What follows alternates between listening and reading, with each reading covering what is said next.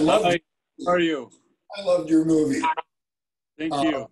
yeah, Thank but I've always loved your performances and everything.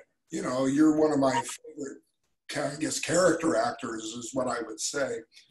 So why this project? And by the way, I like you better as a good guy than a villain. I always have. But why this you. project? What attracted you? I liked it, I mean, the way the villain is introduced in the movie. And also I liked it, the producer, Harry Winner. I became a friend of him because he's a good man. And I liked it, the story and the way you put the villain in the movie. I mean, it's somebody coming from the past. It's somebody who loves art. And I'm sure they had a dream when they were together with his partner that you see in the movie. But of course he came with a gun in his hand, which is not the good way to come back from the past. I liked it that way. For me, somebody from the past pursuing a dream that he had, and he wants the art. The art is something, and you can see that he can kill for that. Yeah, he was a really low key, very nice, very polite, and all that. Yet at the Yeah. same time, was cold Yeah. hearted enough to say, "Do whatever you want with them." So I found that kind of very interesting. Um, Yeah. so, so do you like being a villain? Was that? Do you like that? Yeah, yes, I like it because I cannot do it in the real life. So I do it in my dream and in the dream of somebody who writes the script. Yeah, I like to change also. When I do a villain, I like to go to a comedy and then move. But yeah, a villain is also part of mankind. So it's maybe I do villain like that. You cannot do villain. Uh, You cannot be villain yourself. If you see myself doing bad things, please don't do you. Don't do that. I'll do for you. I'll do for you, and it is a dream then. Yeah, yeah. It's interpreting a dream of somebody again. You're a villain, or you're somebody who loves somebody, you're a cowboy, you're a judge. You interpret the dream of somebody who wrote the script.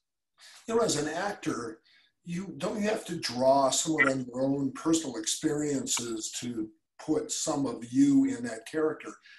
You seem like a really nice man. How do you do that? How do you uh, Because become evil? maybe, yeah, that's why actors, the question is why I am an actor, because I can live millions of lives. Because, and maybe also because I want people to love me. Yeah, And that's why I come in front of you and I do things, bad things or good things, but I am in front of you. And that's because I don't know why I like that. In reality, I don't know. It comes from my youth. When I was 12 years old, I decided to be an actor, and I was sure that I could make my living through that. I like that. I like to tell story. I like to be with somebody and create a situation, a stupid situation or violent situation. And I understand. I don't like guns, for example, but yeah. I'm very good at it. I'm very good. I did the military army and I know how to shoot, but I don't have a gun at home. It is a complexity. I know. It is like I know, and I cannot explain why I know.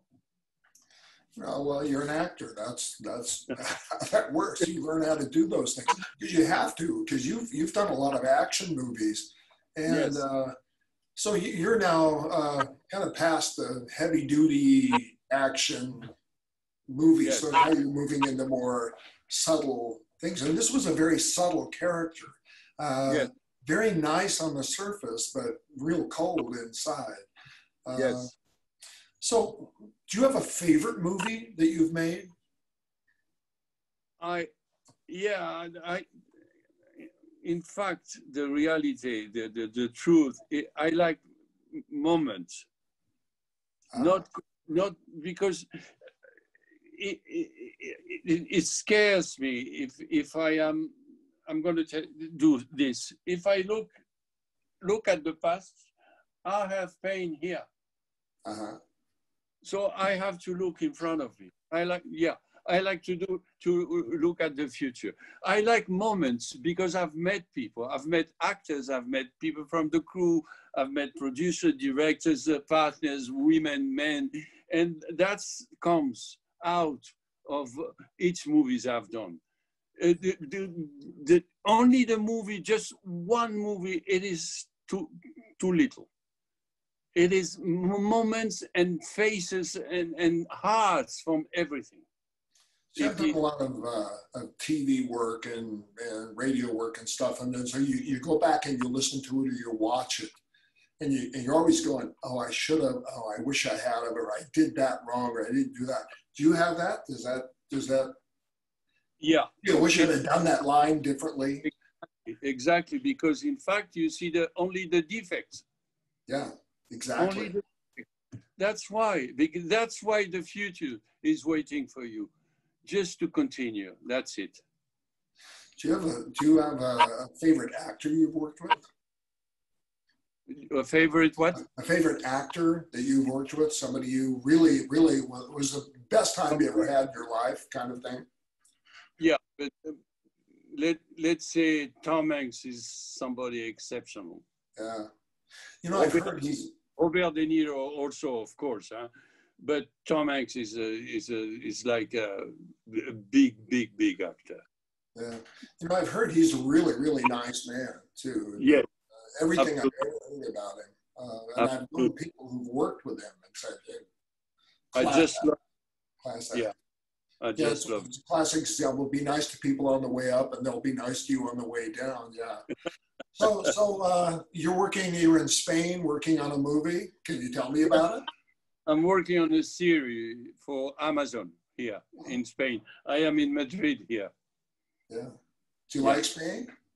Yes, and the wine is very good. The food is, and the women are very beautiful. Yeah. Very. Yes.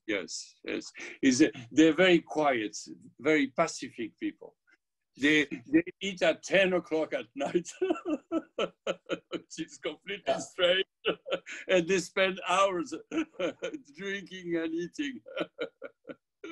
Sounds like a fun life. So when you were 12 years old, did you imagine that you would ever have the life you had? Could you have seen that? No, for me, I started at school because I had a good teacher and we talk about theater and we did a little theater in class, you know. And for us, it was only the theater, the stage, you know, the wood, the smell, you know, the sounds, more than traveling and huge movies and being a star. No. I never could imagine how many planes I've taken, you know. Yeah. I interviewed Willem Dafoe right before Christmas, and I asked him who influenced him, and I meant what actor really influenced him. And he spent 10 minutes talking to me about the little people in his life that had helped him get where he is. And I was real impressed with that. Who influenced you? Who influenced me? I can say which is still, of course, my friend. The guy who wrote the music for the Big Blue and for The Professional, his name is Eric Serra. Is an Italian name. He's a very small guy, little guy, and we became friends without talking. And I've spent nights with him, and he was able to. He was able to listen to the music in his head, and I became humble in front of him, and somehow, because of him, I didn't in my mind, I stayed always simple. I never follow the idea of being known or having my name in front of a theater because of him, because he was able to listen to the music he would write before in his head. So, wow, for me it was, this human being is able to listen to music in his head and then to take a pen and to write on a piece of paper. Oh my goodness. Yeah, it was the first one who influenced me as a man. That's a wonderful story. I love that he could hear the music in his head. You obviously heard music in your head, which is why you became a very, very good actor. You know, and the first time I saw you that I remember was in The Professional with Natalie Portman when she was just a kid. And that's when I fell in love with your style. You just have a presence about you that I really like.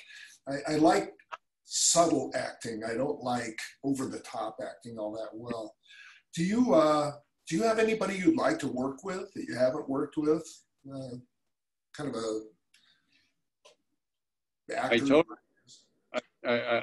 many, but I told you, Tom Hanks and Robert De Niro, they were. Ron Howard is somebody who has his own idea, but he will let you do the scene, and then he will come and he will say, listen, in that part of the scene, I want you to slow down, to be a little bit more profound, and then you accelerate, and then to do this and to finish the scene. Okay.